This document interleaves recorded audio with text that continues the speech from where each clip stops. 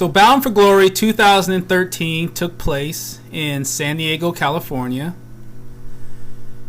And the show starts with the Ultimate X match for the X Division Championship. Manic defending against Chris Sabin, Jeff Hardy, Austin Aries, and Samoa Joe. Solid match, but that ladder. The match ends with Aries climbing the ladder that Jeff Hardy previously brought into the ring, and Manic maneuvering along the cable as they both go for the belt. They exchange blows and kicks until Aries gains an advantage with consecutive kicks. However, Sabin pushes the ladder over and both Aries and Manic bounce off the top rope and fall to the mat. Sabin picks Hardy up off the mat, hoists him on his shoulders, and tosses him over his head to the mat. Sabin waits for Hardy to get to his feet, then goes for a kick. Hardy catches Sabin's foot and spins him around. He kicks Sabin in the midsection and delivers the twist of fate. And then Sabin ends up on the ring floor and tells Velvet to go into the ring, but she refuses. He grabs her arm and shoves her in the ring. And Velvet ends up standing face to face with Hardy, and she apologizes to Hardy, and he moves her away from the ladder. Hardy sees Sabin going up the ladder and quickly rushes up to catch him, but Sabin pulls the belt down. He hits Hardy with the belt, causing Hardy to fall off the ladder. The winner of the match, Chris Sabin. He is the new X Division champion. Once the ladder was introduced into the match, it defeated the whole point of what the Ultimate X match is supposed to be about, and it severely diminished the match from what it could have been. However, I have to say that Chris Sabin took some small steps toward becoming a credible heel. After the match, when Sabin and Velvet were on the ramp, I expected to see him jumping up and down like a little kid or doing the usual lame stuff that he has been doing. I didn't see that. I saw concentrated arrogance. I saw focused conceit. He's not there yet, Sabin heads. Nowhere close. But he did take small steps. I was especially impressed with Velvet Sky's reaction. She finally showed progression in being the reluctant supporter by displaying the regret of playing a role in helping Sabin win. Now, if Sabin goes back to being a wimpy douche on Impact, this will be a waste. If not, we'll see if Sabin and Velvet move this toward where I have said it should go, that is, if TNA has the balls to do it. So then we see a video clip of AJ Styles from June 19, 2002, when he became the first TNA X Division champion. And Ricky Steamboat was the referee for that match. So then we see Bad Influence come to the ring. Christopher Daniels and Kazarian lost the gauntlet match earlier, so they will not be pursuing the World Tag Team Championship. Kazarian says that TNA should be embarrassed for not having them in the tag team title match, because they are the best tag team in wrestling. Daniels takes the mic and says that since Bound for Glory celebrates everything about TNA, he and Kazarian are TNA, despite the way they have been treated. He says that TNA can right the wrong that they have made by putting Bad Influence in the tag team title match with James Storm and Gunner and the Glorified Jobbers. Then Eric Young comes to the ring. He tells Daniels and Kazarian that he's not out there to start anything, and he doesn't have to wrestle again because he has already beaten them. Young says that after what they did to dumbass Joseph Park earlier during the gauntlet match, they have, quote, created a monster, unquote. And he tells them to run. Daniels and Kazarian shake Young's hand and then they attack him. Then Abyss comes to the ring. He clotheslines Daniels, he clotheslines Kazarian, and then he double clotheslines both of them. He black hole slams Daniels. He black hole slams Kazarian. Bad Influence retreats, and Abyss helps Young up. Are we seriously supposed to get excited about seeing Abyss when TNA is likely going to go right back to dumbass Joseph Park? If TNA is going to have Abyss back, Park has to disappear completely. Either Abyss or Park, TNA. Make a decision. So then we have the World Tag Team Championship. James Storm and Gunner defending against the Glorified Jobbers. Robbie E. and Mr. Duh, accompanied by Mr. Olympia, Phil Heath. Okay match. A lot of people have overrated this match. It was okay. The match ends with Storm kicking Robbie E in the midsection and lifting him up for the Eye of the Storm. But Robbie E lands on his feet and delivers a DDT on Storm. He goes for the pin, but Storm kicks out. Gunner executes a backbreaker on Robbie E, and he slaps himself and goes for the torture rack on Robbie E, but Mr. Duh pulls him off. Gunner goes for a clothesline on Robbie E, but Robbie E ducks, and he hits Mr. Duh instead. Gunner power bombs Robbie E, then lifts him up again, allowing Storm to deliver the double knee backbreaker. Storm goes for the pin, but Mr. Duh breaks it up. Mr. Duh delivers some punches to Storm and tries to lift him for a body slam, but Storm side jumps him and executes the double knee chestbuster. Robbie E throws one of the title belts into the ring, but the ref gets rid of it. Robbie E comes off the middle rope with a clothesline. Mr. Duh lifts Storm and holds him in an inverted position. Then Robbie E comes off the ropes and hits Storm with a clothesline takedown. Robbie E pins Storm for the 3. The winners of the match, the Glorified Jobbers.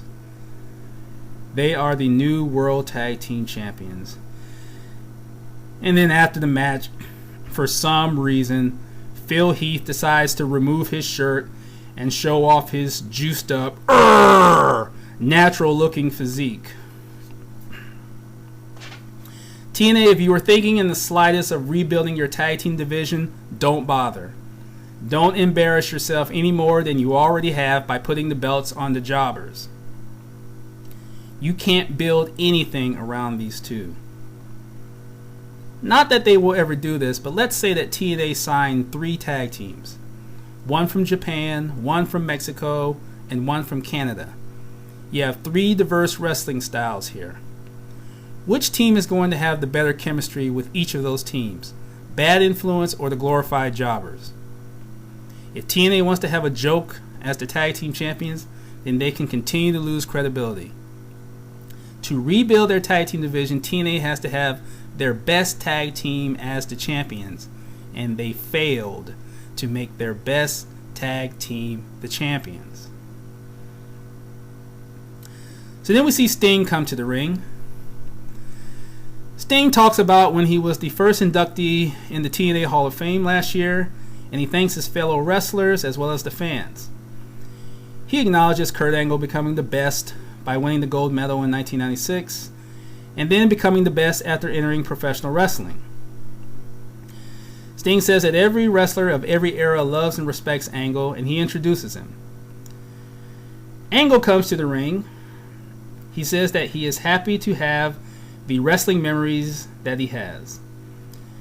Angle says that the Hall of Fame induction means more to him than anyone can imagine. And the fans give him a "Thank you, Angle" chant.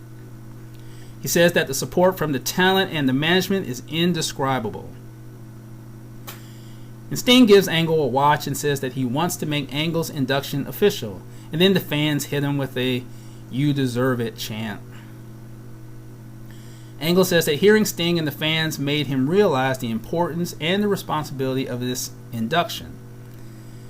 He says that he has let himself and everyone down, including his family and his peers. Angle says that he is not up to the standard that Sting has set for the Hall of Fame, and he turns down the induction. He says that a new standard will be set and he will surpass what he has already accomplished. And Angle tells Sting that when he is ready, he will take his place next to him in the Hall of Fame. He gives the watch back to Sting and hugs him. Okay, I guess I can understand this, but how many non-wrestling people who attended the Hall of Fame banquet the previous night want their money back? So then we see a video clip of AJ Styles pinning Kurt Angle at No Surrender in 2009 to win his first TNA World Heavyweight Championship. So then we see Dixie Carter taking a phone backstage. A phone call backstage. She says that since AJ Styles' final night in the company is tonight, she wants all of AJ Styles' merch sold so that she isn't reminded of him anymore. And while she's on the phone, Ethan Carter III appears, and they greet each other, and Dixie asks him if he's ready, and he nods. She tells him that she knows that he's been hard at work and that she has chosen his opponent for him. And Dixie tells him to remember what they always say. And this is what they say in unison. Quote, "The world needs us. We're the Carters." Unquote.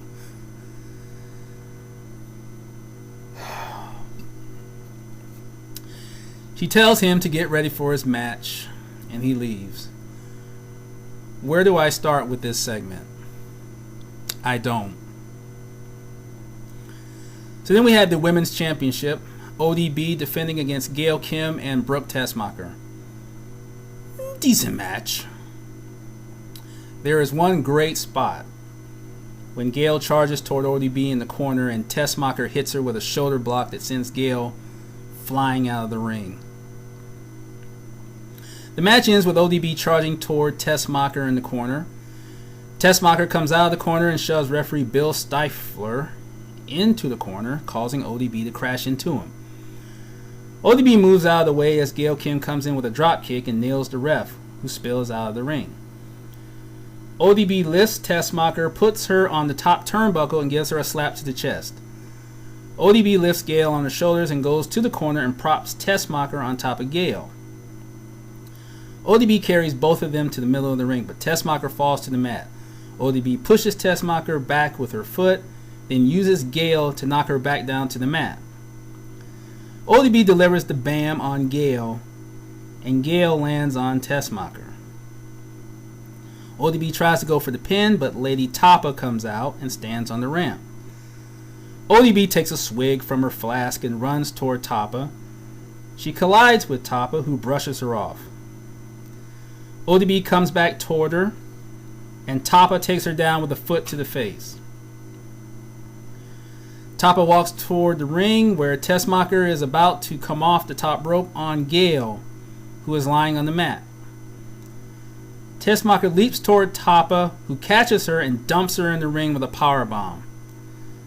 She watches as Gail pins Tessmacher for the 3. The winner of the match, Gail Kim. She is the new women's champion. Tapa grabs the belt from the ref, holds it up, and does her "My ring, my island, bow down." She roughly pulls Gail up off the mat, looks at the belt, and then hands it to Gail. Gail jumps into Tapa's arms and hugs her, and then Tapa lifts Gail onto her shoulder. Then they go back up the ramp together, and Tapa shoves ODB in the face before the two of them leave.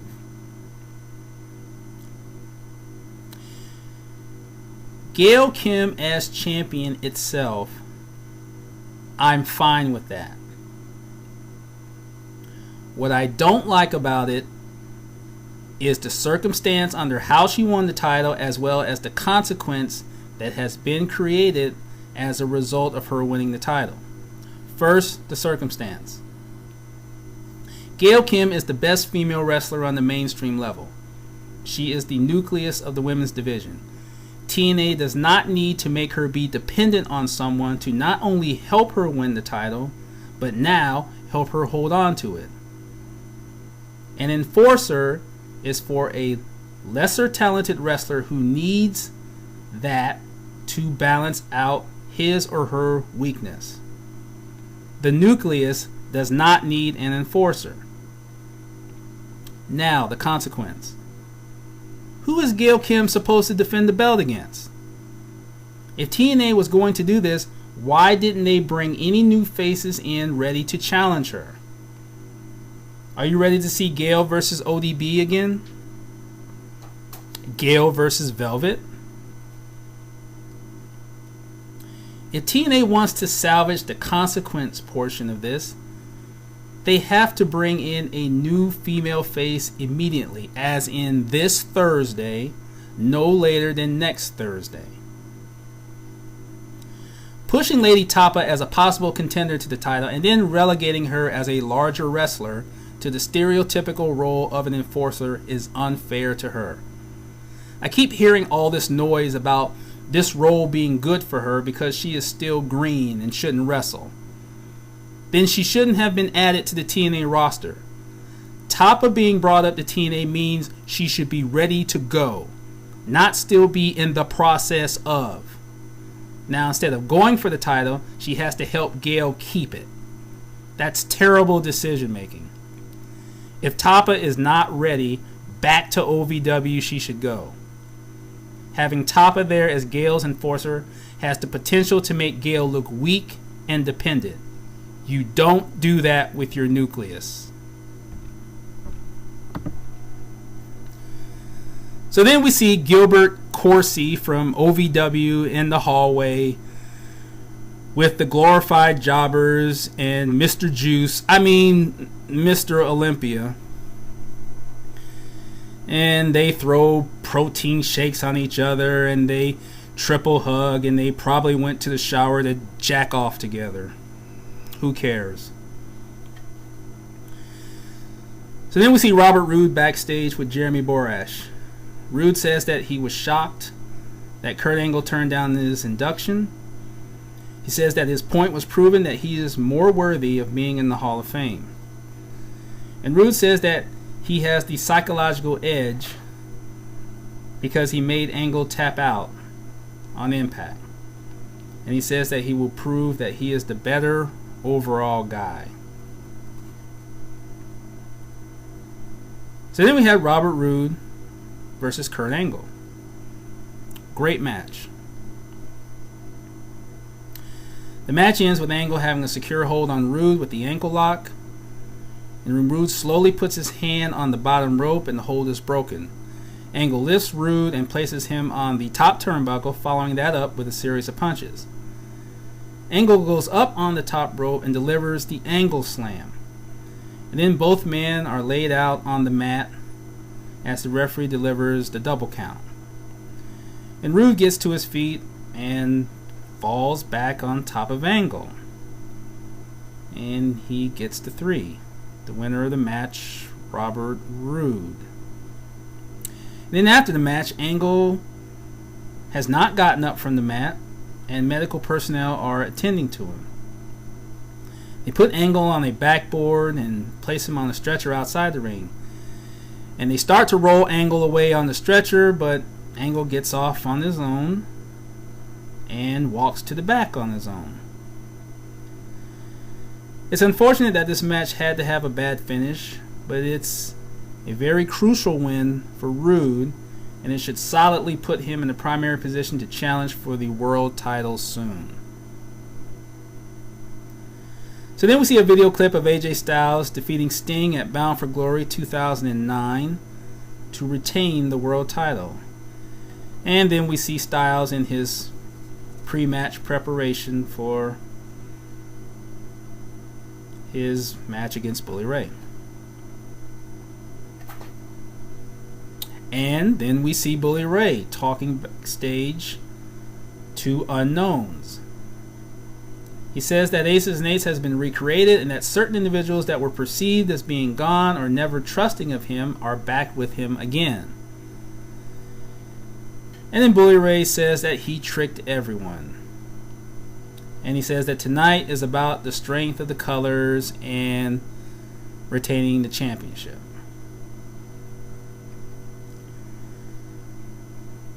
So then we have Ethan Carter III versus Norv Furnham. Why is Norv Furnham getting a ring entrance? This basic squash match. Ethan was decent in the ring, delivering an impressive T-bone suplex and finishing local jobber guy off with a headlock driver. I wish that Ethan was being pushed differently because I think he would show better promise and better career progression the way I have said, rather than being part of a nepotistic angle with Dixie Carter, which will affect booking integrity. So then we see Magnus backstage with Jeremy Borash. Magnus says the moment has arrived, saying that prior to tonight, his biggest moment was when he was brought into the main event Mafia. He says that his biggest moment now will be when he beats Sting. Magnus says that he realizes that Sting will be the local favorite, but he wants that because having everything to lose will make him more dangerous. And he says that Destiny is getting impatient, so he has to take it. So then we have Magnus versus Sting. Okay match. The match ends with Magnus coming off the top rope with a flying elbow drop, but Sting barely moves out of the way. As Magnus holds on to the top rope, Sting hits him from behind and tries to go for the Scorpion Death Drop. Magnus continues to hold on and bashes Sting in the chest with a series of elbows. Sting tries for the Death Drop again, but Magnus responds with elbows to the face. Sting staggers backwards and then falls face first to the mat. Magnus stands in one corner with Sting backing into the opposite corner and telling Magnus to come and get him. Magnus walks toward him and Sting comes out of the corner with a punch, but Magnus ducks and takes him down to the mat. He applies to Cloverleaf. Sting tries to make it to the ropes, but Magnus drags him back to the middle of the ring. Sting taps out. The winner of the match, Magnus. After the match, Magnus takes in the cheers from the fans. Sting extends his hand. Magnus gives him a flippant handshake and leaves the ring. If this match was supposed to put Magnus quote-unquote on the map, this one obviously didn't. The perception, though, will be Magnus beats Sting, and that's it. This needs to be Sting's last match. If he can't effectively apply his finisher, then that should be it for him. Magnus didn't turn heel, at least not yet. But if he does, it will be a serious mistake because TNA needs a top young face for the future. Magnus has gotten the build to be that guy. The build shouldn't be wasted. So then we see a video clip of AJ Styles defeating Magnus to win the 2013 Bound for Glory Series final match and earn his title shot against Bully Ray. So then we see Bully Ray and Brooke Tessmacher with Jeremy Borash. Bully Ray says that the smell of fear is all over AJ Styles. Bully Ray recalls Styles saying that Bully Ray would have to kill him to beat him. And he says that he doesn't want to kill Styles. He wants Styles to live so that he can go home and face his family with the disappointment of having lost to him. And Bully Ray says that will kill Styles. And he welcomes Styles to his jungle. So then we had the World Heavyweight Championship. Bully Ray accompanied by Brooke Tessmacher versus AJ Styles. No disqualification. Good match. That could have been better without the involvement of Dixie Carter as well as Mike Knox and Garrett Bischoff, and the camera being on Dixie every 5 seconds. And there was an incredible moment during the match when Styles went for a springboard 450, missed, and went splat. The match ends with Bully Ray coming off the middle rope. with a flying senton on Styles on the exposed wood. He blows a kiss to Dixie and goes for the pin. Styles gets his shoulder up. Bully Ray picks up the chair in the ring and slams Styles twice across the back. Bully Ray picks Styles up and goes for a powerbomb, but Styles maneuvers out of his grip.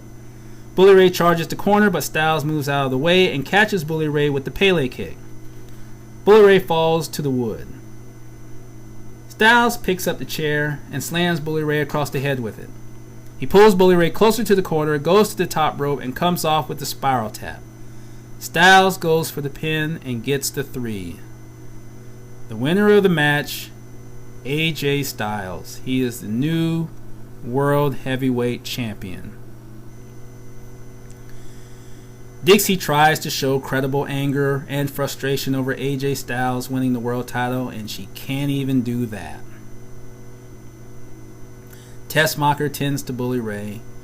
Then Styles goes into the crowd and celebrates his title win with the fans. Show ends. AJ Styles completes his year-long journey and captures the gold. Now a new journey begins. It's the journey for TNA with a new creative direction. Will this be a trip that concludes with reaching the top of the mountain or going over the cliff? That depends on who's driving.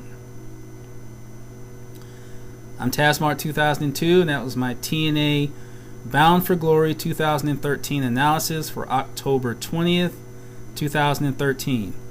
If you're listening to me on YouTube, please leave your comments below. Click the like or dislike button, and if you subscribe, I really appreciate it. If you're listening to me on the Wrestling News Talk Facebook page, you can leave your comments below and click the like button if you like what I've been saying. If you have any questions or comments for me about TNA or wrestling in general, you can contact me on Twitter, Tazmart2002, that's TAZMARK 2002. And if your comments exceed the 140, get at me with an email, Tazmart2002 at gmail.com. Be sure to listen to the TNA Impact review that I do with Chuck P every Friday morning at 11:30 on Chuck P's channel. And give his channel a look if you haven't.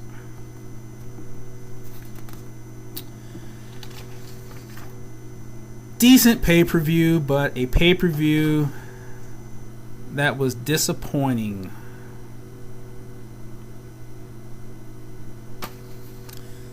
The photo told the story. You may have seen this photo online of the inside of the arena as Bully Ray walked to the ring for the main event. Empty seats. Lots of empty seats. Viejas Arena seating capacity, 12,000. Estimated live attendance for Bound for Glory, 4,000.